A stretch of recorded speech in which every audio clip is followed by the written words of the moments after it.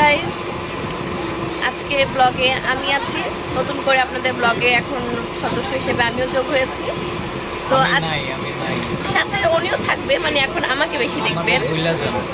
আচ্ছা, যাই হোক, আজকে আমরা যাচ্ছি দিনাজপুরে আমার শ্বশুর বাড়িতে।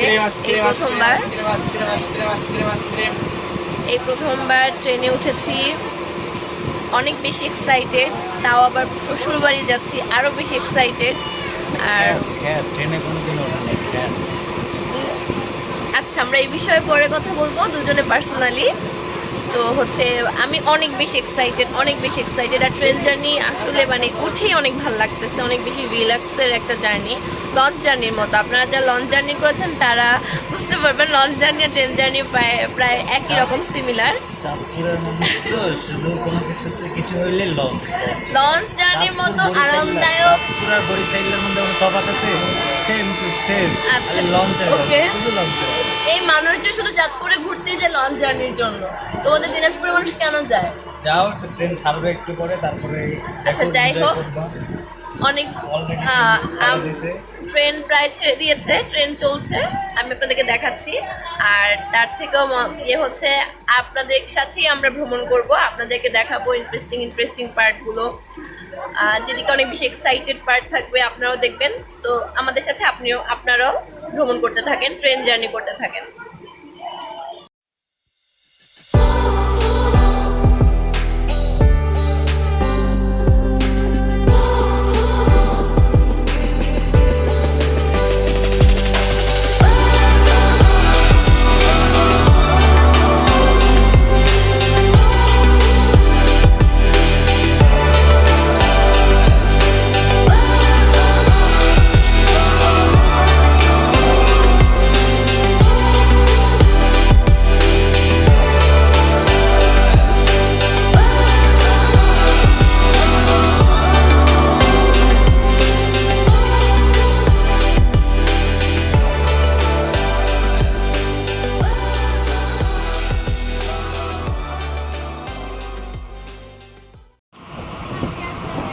গরমে প্রায় অতিষ্ঠ হয়ে গেছি।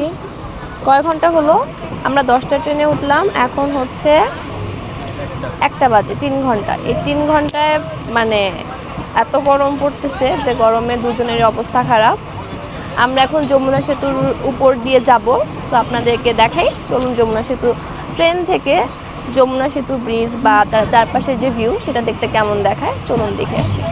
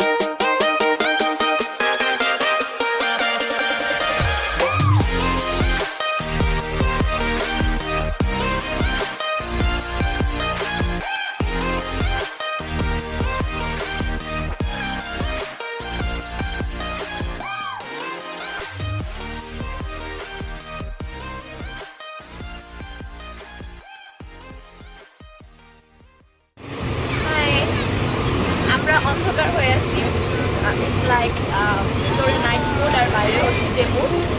সো সেটা কোনো ব্যাপার না, আপনি ওরা ভিউ দেখুন।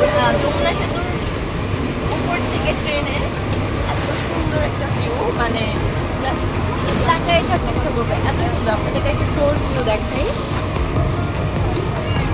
দেখুন শুধু কত সুন্দর ভিউ। একটা চর যাচ্ছে, চরের মধ্যে ধান চাষ করা হয়েছে, মানে অনেক সুন্দর ভিউ, ট্রাস্ট ভিউ।